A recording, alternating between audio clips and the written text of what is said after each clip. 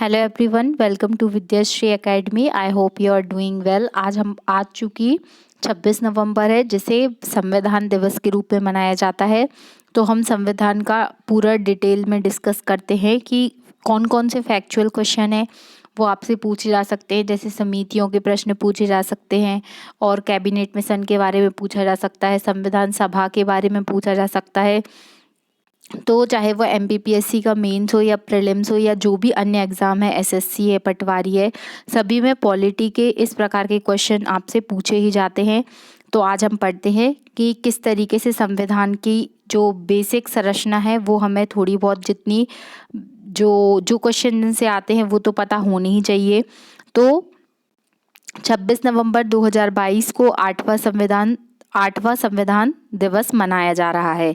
इसकी शुरुआत कब से हुई? तो 19 नवंबर 2015 को भारत सरकार के सामाजिक न्याय और अधिकारिता मंत्रालय ने क्या किया था? नागरिकों के लिए संविधान दिवस मनाने की घोषणा की थी। 26 नवंबर 1949 का दिन था, जिस दिन संविधान जो हुआ था वो बनकर पूरा तैयार हो गया था। तो चूंकि हमने इसे 2015 से मनाना शुरू किया है, 2015 से मनाना शुरू क्यों किया है ये भी पता होना चाहिए। तो जो प्रारूप समिति के अध्यक्ष थे, संविधान का पिता जिन्हें कहा जाता है, डॉक्टर भीमराव अंबेडकर जी, उनकी क्या थी? उनकी 125वीं जयंती थी 2015 में, इसीलिए 2015 से संविधान दिवस मनाने की शुरुआत की गई। तो ये भी आपको याद रखना है। उसके बाद में सबसे पहले 1934 में एम.एन. रॉय ने भारत के लिए संविधान सभा की मांग की थी। फिर भारतीय राष्ट्रीय कांग्रेस ने 1935 में पहली बार आधिकारिक तौर पर संविधान सभा की मांग की। कब? 1935 के एक्ट के द्वारा। फिर 1940 में अगस्त प्रस्ताव आया, जिसके परिणाम स्वरूप जो ब्रिटिश गवर्नमेंट थी उन्होंने सैद्धांतिक रूप से संविधान सभा की मांग को स्वीकार कर लिया। फिर क्रिप्स मिशन आया 1942 में, और जब द्वितीय विश्व युद्ध की समाप्ति हो गई थी तो डोमिनियन राज्य की स्थिति पेशकश की गई, लेकिन गांधी जी ने क्रिप्स मिशन को पोस्ट डेटेड चेक बोला कि हमें ऐसा कोई डोमिनियन स्टेटस नहीं चाहिए है। हम भारत को एक संपूर्ण प्रभुत्व संपन्न राष्ट्र के रूप में चाहते हैं और हमारा भारत का संविधान स्वयं का होगा। हमारे संविधान के द्वारा जो भी निर्णय है वो स्वयं लिए जाएंगे। किसी भी प्रकार का कोई डोमिनियन राज्य हम नहीं अपनाएंगे। इस तरीके से फिर फाइनली 1946 में कैबिनेट मिशन का गठन किया गया और इसने संविधान सभा बनाने की एक योजना प्रस्तुत की। फिर संविधान सभा में टोटल कितने सदस्य थे? जो 389 सदस्य थे, जिनमें से 296 सदस्य जो थे वो ब्रिटिश भारत से थे, जबकि जो 93 सदस्य थे वो देशी रियासतों से थे। आपको पता होगा कि बहुत सारे पहले प्रोविंस हुआ करते थे। फिर सरदार पटेल जी ने स्वतंत्रता के बाद इन सारे प्रोविंस को मिलाकर एक भारत की संपूर्ण जो आज हम भारत देखते हैं वो हमें वैसा अस्तित्व लेकर आए थे। फिर संविधान सभा की पहली बैठक कब हुई? अभी एमपीपीएससी में भी इसका क्वेश्चन पूछा गया था। तो संविधान सभा की पहली बैठक हुई थी, वो कब हुई थी? 9 दिसंबर 1946 को हुई थी, जिसमें जो डॉक्टर सच्चिदानंद सिन्हा थे, जो कि संविधान सभा के सबसे वरिष्ठ सदस्य थे, उनको विधानसभा का अस्थायी अध्यक्ष बनाया गया था, टेम्परेरी अध्यक्ष बनाया गया था। और डॉक्टर राजेंद्र प्रसाद जो थे, डॉक्टर राजेंद्र प्रसाद को क्या बनाया गया था? जो संविधान सभा का जो था वो निर्वाचित सदस्य बनाया गया था। मतलब जो स्थायी अध्यक्ष थे वो डॉक्टर राजेंद्र प्रसाद थे, लेकिन जो अस्थायी प्रथम अध्यक्ष थे वो डॉक्टर सच्चिदानंद सिन्हा थे। ये आपको याद रखना है। फिर उद्देश्य प्रस्ताव, तो उद्देश्य प्रस्ताव 13 दिसंबर 1946, ये डेट याद होनी चाहिए कि जवाहरलाल नेहरू जी ने संविधान सभा में सबसे पहले उद्देश्य प्रस्ताव को प्रस्तुत किया था। इसे संवैधानिक संरचना के मौलिक दर्शन को निर्धारित किया जाता है। मतलब जैसे हम बोलते हैं ना कि प्रियम्बल जो है वो संविधान की एक तरीके से हमें रूपरेखा को बताती है कि संविधान में क्या क्या है। जब भी कोई जजमेंट आता है और अगर कहीं पे कोई मान लीजिए कोई केस है, उसका मुद्दा फंस रहा है, तो जो प्रियम्बल है उस पर उसको क्या किया जाता है? उसको एनालिसिस करके उसके शब्दों का जो एक तरीके से ब्रॉड मीनिंग है वो समझा जाता है और फिर निर्णय दिया जाता है। तो जो मौलिक दर्शन है, संविधान की संरचना का जो मौलिक दर्शन है वो क्या है? उद्देश्य प्रस्ताव या प्रियम्बल है। तो ये भी आपको याद रखना है। फिर कौन कौन सी समितियां बनी थी, इससे प्रश्न पूछा जाता है, ये आपको याद होनी चाहिए। जैसे संघ समिति, जो संघ समिति थी तो उसके अध्यक्ष कौन थे, तो जवाहरलाल नेहरू अध्यक्ष थे संघ समिति के। लेकिन जो संघ समिति और संघीय समिति, दोनों समिति के अध्यक्ष जवाहरलाल नेहरू जी थे। लेकिन जो प्रांतीय समिति थी, तो आपको पता है कि सारे प्रांतों को मिलाने का कार्य किसने किया था, सरदार पटेल जी ने किया था, इसीलिए उन्हें एकता पुरुष कहा जाता है। तो प्रांतीय समिति की किसने बनाई थी, सरदार पटेल जी ने बनाई थी। फिर प्रारूप समिति, प्रारूप समिति डॉक्टर भीमराव अंबेडकर, BR अम्बेडकर प्रारूप समिति के हेड थे। और इसमें क्या थे, 1947 को इसका गठन हुआ था और 6 सदस्य थे। फिर मौलिक अधिकार, अल्पसंख्यक और जनजातीय समिति, इन सब के लिए सरदार पटेल जी इसके अध्यक्ष थे।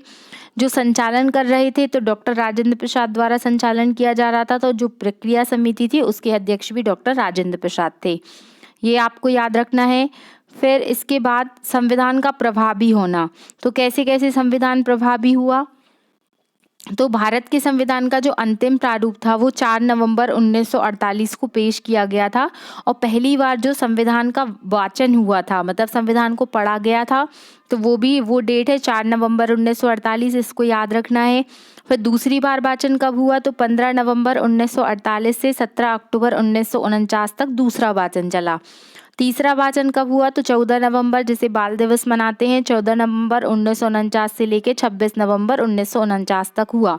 अब देखिए ये जो डेट है 26 नवंबर 1949, तीसरा वाचन हुआ था, तभी संविधान जो है वो पूरी तरीके से तैयार हो गया था।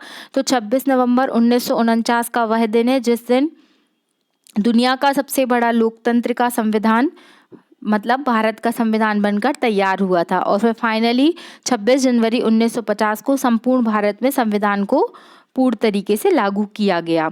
फिर 26 नवंबर 1949 को संविधान सभा ने भारतीय संविधान को अपनाया, जिसमें प्रस्तावना सहित 22 भाग, 395 अनुच्छेद और 8 अनुसूचियां थी। मोस्ट इंपॉर्टेंट है, ये प्रश्न कई बार आ चुका है, इसको याद रखिएगा कि जब 1949 में भारतीय संविधान बनकर तैयार हो गया था तो उसमें कितने भाग थे, 22 भाग थे।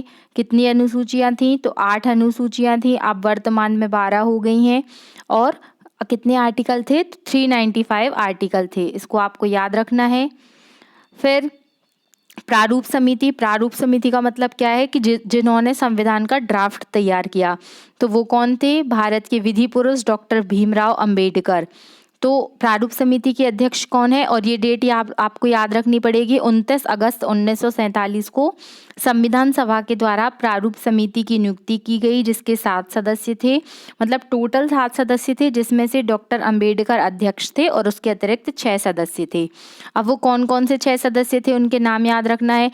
तो डॉक्टर अंबेडकर तो अध्यक्ष थे, फिर N Gopal Swami Ayyangar, Alladi Krishna Swami Ayyar, Syed Mohammad Saadulla, doctor KM Munshi, N Madhavrao, फिर N माधवराव की जगह पे फिर BL मित्तल जी आए थे, TT कृष्णामिचारी, फिर DP खेतान इनकी जगह पर आए थे। तो ये सारे नाम आपको याद रखना है। आपको मेंस में ऐसा क्वेश्चन भी आ सकता है कि प्रारूप समिति 3 मार्कर में बताइए, या प्रारूप समिति के समस्त सदस्यों के नाम बताइए, आपको ये 6 नंबर में भी पूछा जा सकता है, या फिर जो न्यू पैटर्न के अकॉर्डिंग 5 मार्कर में भी आ सकता है।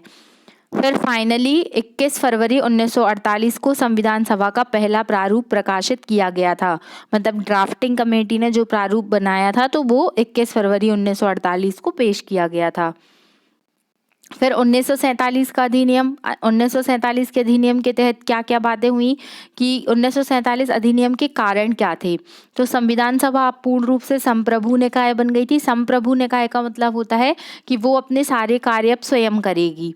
और अब संविधान सभा को 2 कार्य दिए गए, एक दिया गया था संविधान निर्माण करने का, दूसरा दिया गया था प्रांतीय विधानमंडल की जिम्मेदारी। तो संविधान निर्माण करने का कार्य डॉक्टर राजेंद्र प्रसाद जी ने किया था। जो संविधान निर्माण समिति बनी थी उसकी अध्यक्षता डॉक्टर राजेंद्र प्रसाद ने की थी, और बाद में डॉक्टर राजेंद्र प्रसाद भारत के कौन बने, प्रथम राष्ट्रपति बने। और जो प्रांतीय विधानमंडल था इसकी अध्यक्षता GV मावलंकर जी ने की थी। GV मावलंकर जी फिर क्या हुआ, लोकसभा के अध्यक्ष बने। तो इसको भी आपको याद रखना है, ये प्रश्न भी आपसे पूछा जा सकता है। तो ये संविधान के कुछ इम्पोर्टेंट पॉइंट थे जिनसे क्वेश्चन पूछे जा सकते हैं आपसे। आपको इनको बहुत अच्छे से पढ़ना है। आपको भारत के संविधान की प्रस्तावना पता होनी चाहिए। अगर आपने इम्पोर्टेंट आर्टिकल्स, समितियाँ, उसके भाग, ये सब मैंने प्लेलिस्ट में आप देख लीजिए, पॉलिटी वाले सेक्शन में सारे वीडियो डाले हुए हैं, पढ़ाया है। आप उसको देखिए क्योंकि ये बहुत ही महत्वपूर्ण है। सारे एग्ज़ाम में जिसमें जीएस आता है उसमें पॉलिटी सेक्शन से ये क्वेश्चन ज़रूर पूछे जाते हैं। तो आई होप आपको ये वीडियो पसंद आया होगा। अगर आपको अच्छा लग रहा है तो लाइक कीजिए, शेयर कीजिए एंड सब्सक्राइब कीजिए। Thank you so much. जय हिंद, जय भारत।